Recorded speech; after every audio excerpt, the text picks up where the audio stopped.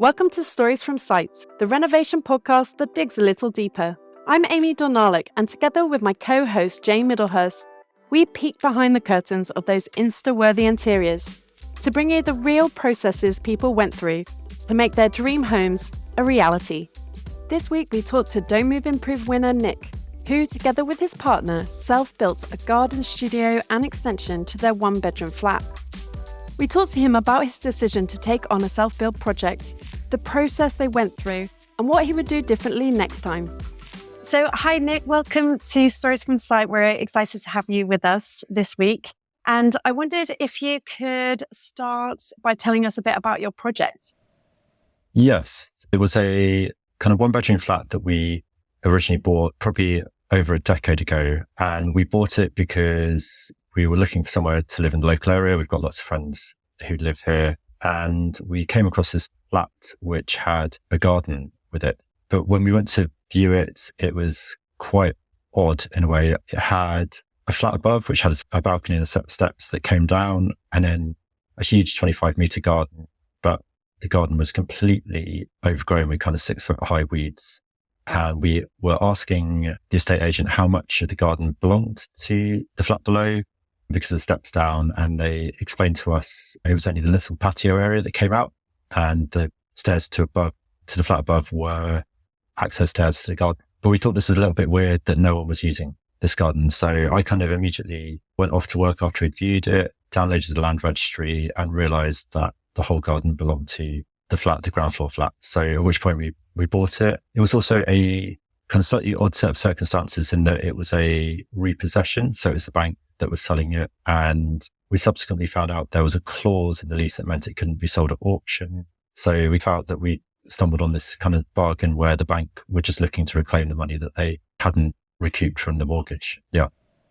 And did you know at the beginning exactly what you wanted to do with it? No, we knew that it had a kind of very poor relationship with the garden. We knew that was the first thing that we wanted to do, was to try and open up the flat. And the flat was in a very poor condition. It had huge holes in the ceiling from historical leaks and things. So that was the first thing that we did, was to put in the wide open door, which resolved the awkward levels to the garden.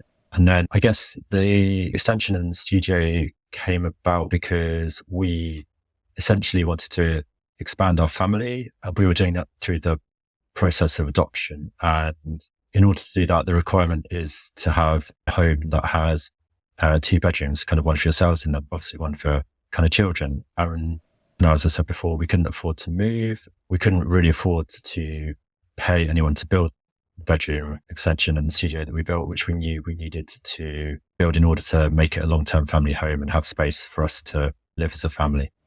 So the pressure was on a little bit. Yeah, the pressure was definitely on, and the process to get consent was probably the most stressful part of it. Not planning permission, that was relatively straightforward to achieve. It was more the consent from the freeholder, which took us 2 years to achieve. Yeah, that was quite a battle. Yeah, it also, sadly, the freeholder died halfway through the process as well. So that delayed everything whilst their kind of estate and things were being sought out. Yeah.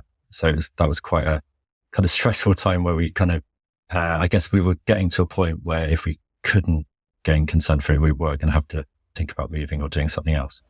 Yeah, because your life's pretty much on hold while you're trying to iron all this paperwork out. Exactly. Yeah.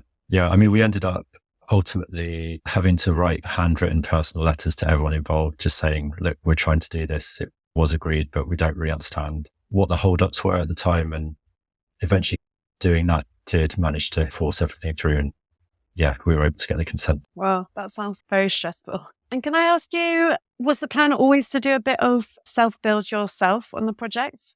I think probably subconsciously, or I think we've always spoken about ultimately wanting to build our own home at some point. And I think I always knew that it was possible to do that. It's just finances dictated that we had to build it. I mean, we did tender the project, and that came back it was well over £150,000, which was just way out of our budget. And we knew that we could probably do it for a lot less, and we ultimately did. And I guess the rule of thumb of kind of a construction project being probably 2/3 labour costs meant that we knew that kind of applying that to it, we could afford it within that. Amazing. That's interesting. So you worked backwards from the full calculation and then deduced that your materials plus your labor would make it Yeah. affordable. Oh, that's really Yeah. interesting.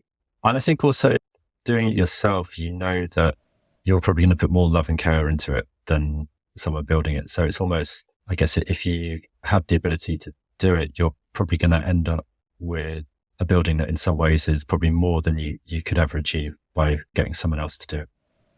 What came first? Did you make the plan for what you needed to do and then think, oh, how am I going to build this? Or did you come about it the other way and think, what's possible for me to do myself, and then design a project that was suitable for you to do yourself? I think it's always been designed in a way that is very simple to construct. And I think that was always the aim of it. And having, I guess, worked at that point in practice for 10 years or so as an architect, I was always aware of designing in a way that was economical with structure and materials and less waste. And that really helped us because the nearest place you can unload materials is 100 meters down the road. So we had to be really careful and mindful that the construction was lightweight, that we could easily carry in things, or whoever was going to do it could easily carry in things. And I think that's probably one of the reasons why when we did tender it, we did get really high costs for things, because just the access and the logistics of getting rid of things and bringing things in. I mean, I probably spent days just carrying in kind of sheets of plywood and things.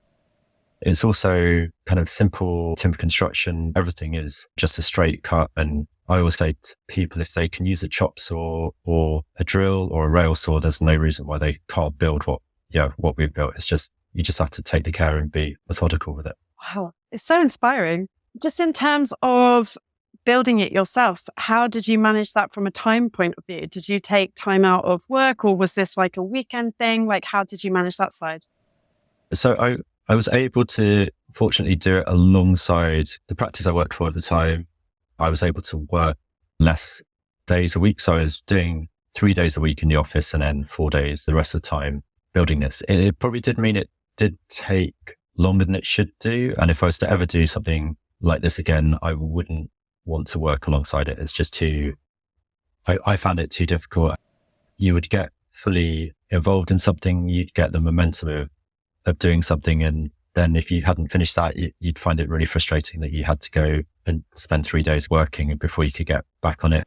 And it's just even simple things like you're in the kind of midst of doing something, you've set up all your tools and then you've got to pack it all away, and then that just eats into your time and things. So yeah, if I was to ever do this again, I just feel you'd have to do it in one continuous stretch of time. It would just be much easier, less stressful to do that, and probably less tiring as well. Your team on site, was it just you, or were you bringing in other people or other help? So I guess the first thing we did were the groundworks and the foundations. And that's one of the things that we did employ someone else to do. I didn't feel particularly confident building kind of formwork for foundations and things. And one of the scariest kind of moments, I guess, project was at the start when we'd already done most of the work to the flat. And when they poured the foundations, the concrete truck parked 100 meters up the road. And this big pipe came all the way down, all the way through the finished flat, and then pouring concrete through. And I was just terrified that one of those joints would burst and the whole flat that we'd already done would be ruined. But that was the case. So that was one of the things we did. I guess electrics and plumbing were the only other thing really where we employed people to come in. But the rest, I guess, was kind of friends or people that I'd worked with or knew how to do things. And I guess I was lucky in that I had a few contacts from projects that I'd worked on. For instance, there was a glazer from one of the projects I worked on who I managed to get him for a day, and he helped me glue all the kind of glazed panels into the building and things. So, but yeah, mostly myself, my partner, and friends to build everything. And can I ask you how you manage the budget side of things? Because obviously you know that you've already decided to put your kind of sweat equity into it in a very big and profound way. But how did you manage the material budgeting? Loosely, I would probably say. I don't think we ever had a real kind of exact handle on the budget. I think we were roughly knowing what things would cost and we knew kind of where the limit was. And I think when we were getting close to it, the finite amount of money we could spend, we realized we had to make savings. I mean, for instance, there's a lot of painted plywood and things in the kind of studio and in the bedroom. And they almost came about by accident in the fact that we had lots of kind of spare materials left over that we knew weren't good enough to be used by themselves, but we knew that if we painted them, we could save a bit of money and not have to buy more materials and things. And then actually in a nice way that I guess became more sustainable, because you see lots of projects where they're throwing out these types of materials. But I guess when we were getting towards the end and not having as much money left, we started to realize that we could reuse these materials or use them in the project. And so you just mentioned your partner there. Was it a joint effort? How did you split tasks? And also, were you both living on site as well? Was this fully immersive situation? So we didn't live on site right at the beginning when the kind of groundworks were done. That was just clearly going to be too difficult when kind of huge bags of earth had to be carried out to dig out the foundations and things. But yeah, as soon as that was done, we did move in. We'd cordoned off the kitchen so that was usable. But it was pretty, I wouldn't recommend living on site when you're trying to do this and most of your flat is taken up with kind of storing materials.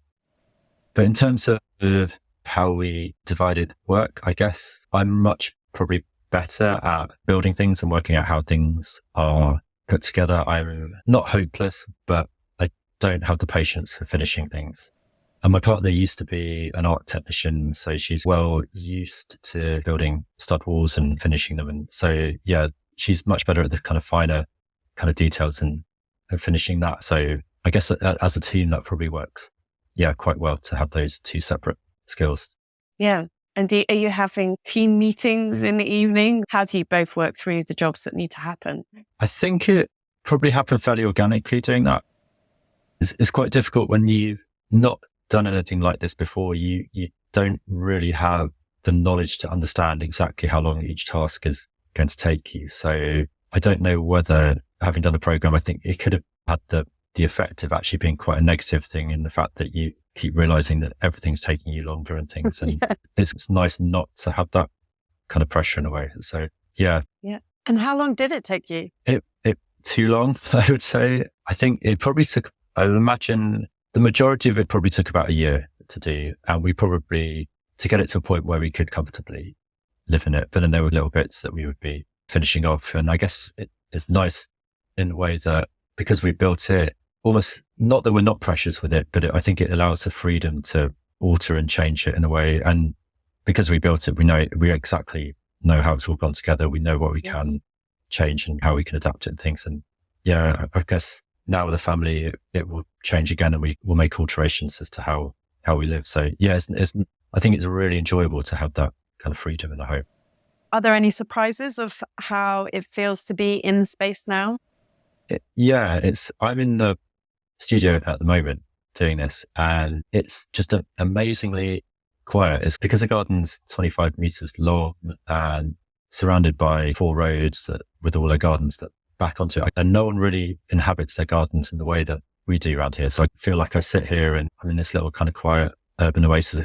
The views are framed in a way that you can't really see people's houses, but you can see all the trees and things. So I don't think I ever realized it would be so secluded in a way. But then I guess if I walk out kind of 40 meters away, I'm onto a busy main road and it's a completely different world. And when you've spent a whole day working down here, it can be a bit of a shock to go back out into the real world. So I don't know if I really anticipated that would be as contrasting as it is. I can hear the birds actually. Yeah, I was going to say I can hear the birds singing. So I mean, the next door garden has 3 sycamore trees. They must all be like at least 15 meters high. So and they kind of overshadow the building. So it's a really nice spot to be. Yeah.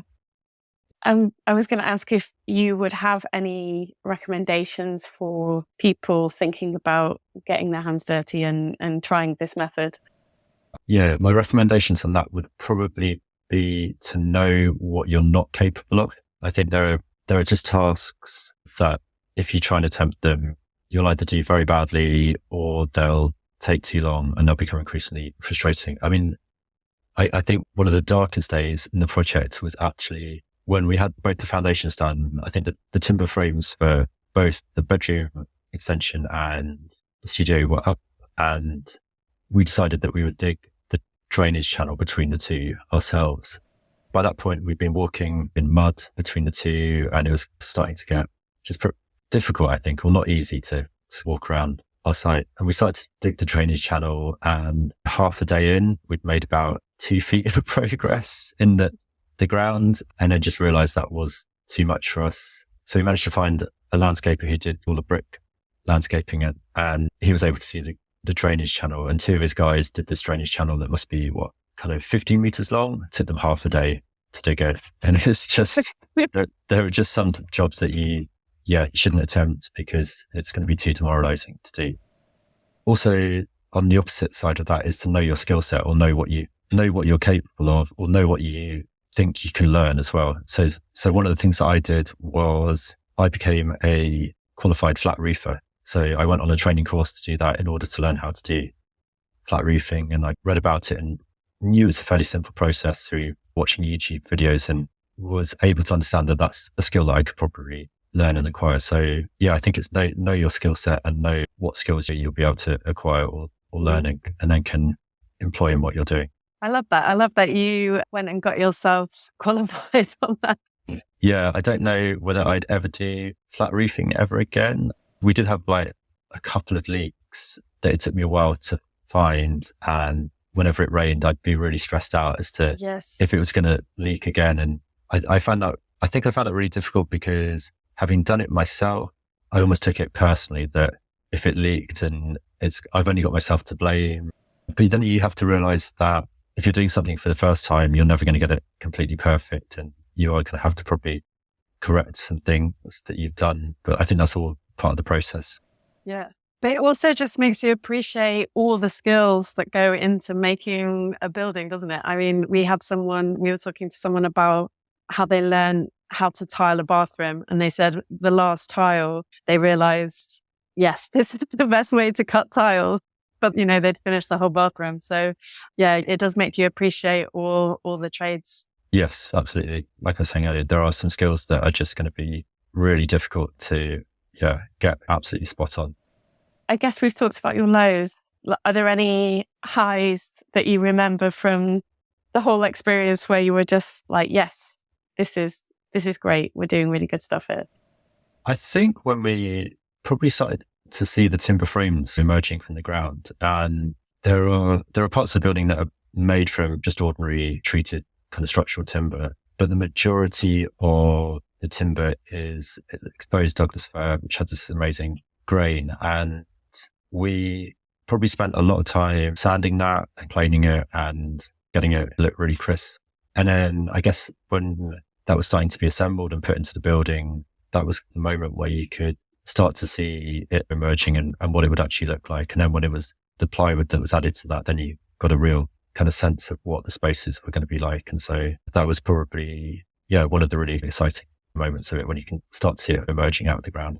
And has it influenced your architectural work now that you've built a house? Yes. I feel like you should get a badge of honor, like in the architect's world. Do you know what I mean? I always think that all architects should at some point build something in their career, whether it's something small or big. I think it just gives you a real appreciation of actually how difficult it is to build things. And I think it's quite good to understand exactly how materials go together, the process, and because I think architects can be guilty of drawing things that they want to be built and not really understanding kind of how a contractor's going to put them together, and then contractors almost getting annoyed that you've drawn something that they find impossible to put together. So I think it's really helpful for that. I personally, through my practice, would like to probably explore self-building more and helping clients to do self-builds as well. So I think especially with the cost of construction increasing and almost maybe becoming unaffordable for people who wanted to do quite simple additions and modifications for their homes, that might be, it might be a way that more people can afford to adapt and change their homes for how they'd like to live. I think that sounds like such a fruitful and exciting prospect of people getting those skills and really making a difference. Yeah, it's just really nice to live in something you built with your own hands. It's just, you appreciate it every day that you walk through it or walk down the garden to the studio. I mean, there are also still things that annoy me a little bit. But yeah, I'm getting over those now. There's always that period of time where you just have to adjust and try and forget, isn't it? But I think it does happen eventually, doesn't it? Yeah.